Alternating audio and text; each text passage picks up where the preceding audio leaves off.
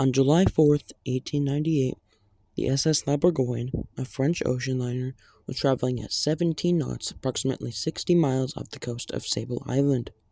She had 506 passengers and a crew of 220. Suddenly, at 5 a.m., a terrible bang was heard.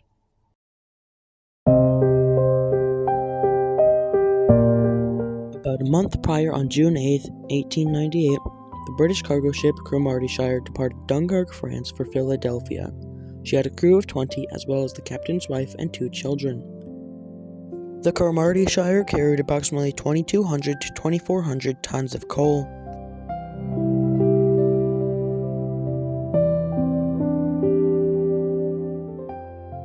Built in Glasgow, Scotland, she measured 248.8 feet and was 1,554 gross registered tons.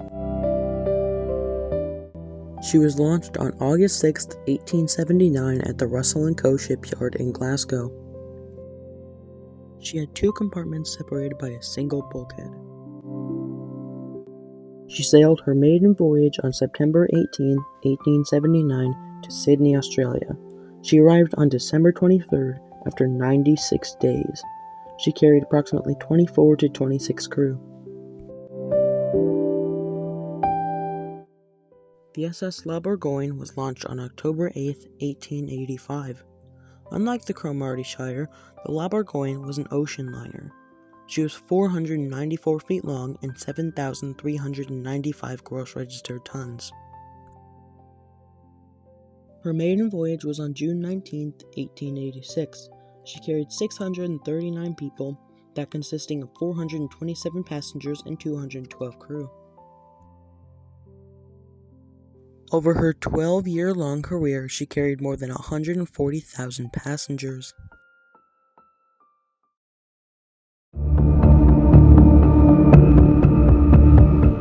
On July 2, 1898, the SS La Bourgogne departed New York for Le Havre, France, with 725 passengers and crew. At 3:10 a.m. on July 4, 1898, the SS La Bourgogne entered dense fog in the Grand Banks. The Grand Banks is a region in the North Atlantic Ocean. Icebergs that have broken off from Greenland travel through the Labrador Current and eventually end up in the Grand Banks. Since 1800, about 20 vessels have struck icebergs and sunk. The most famous example is of the RMS Titanic.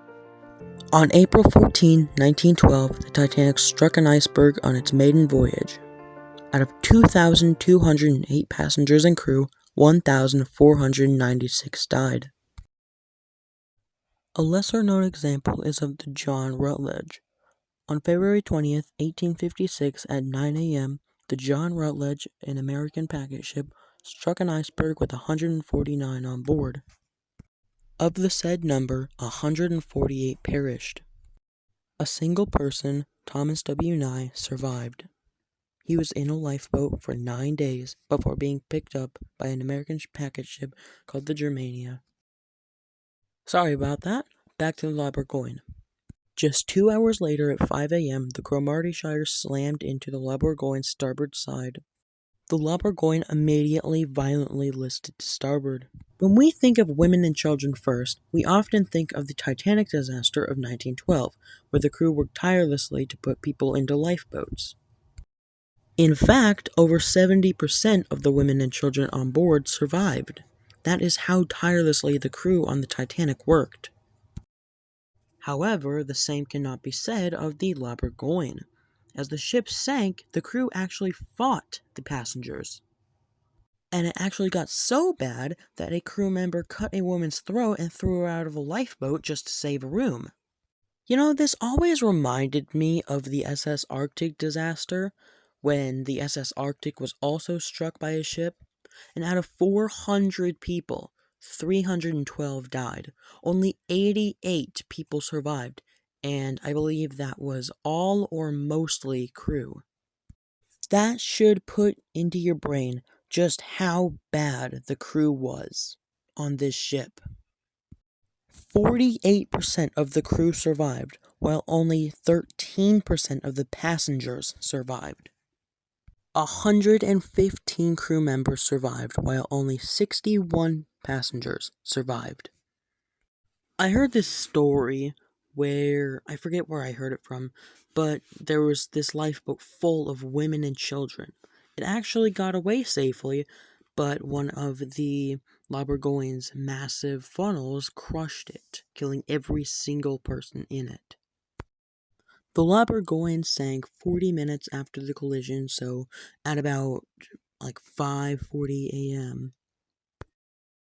549 people died.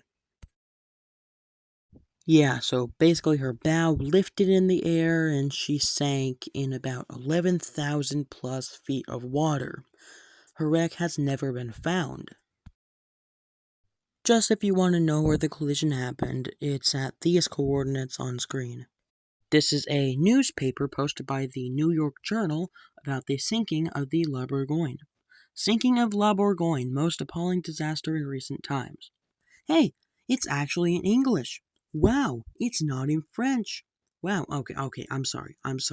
But really, hey, hooray, it's not in French. The photos on screen are of the Cromartyshire's bow after the collision.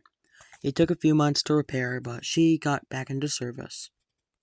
So yeah, that's basically the sinking of the La Bourgogne. I hope you enjoyed. Don't forget to like and subscribe, and have a great day.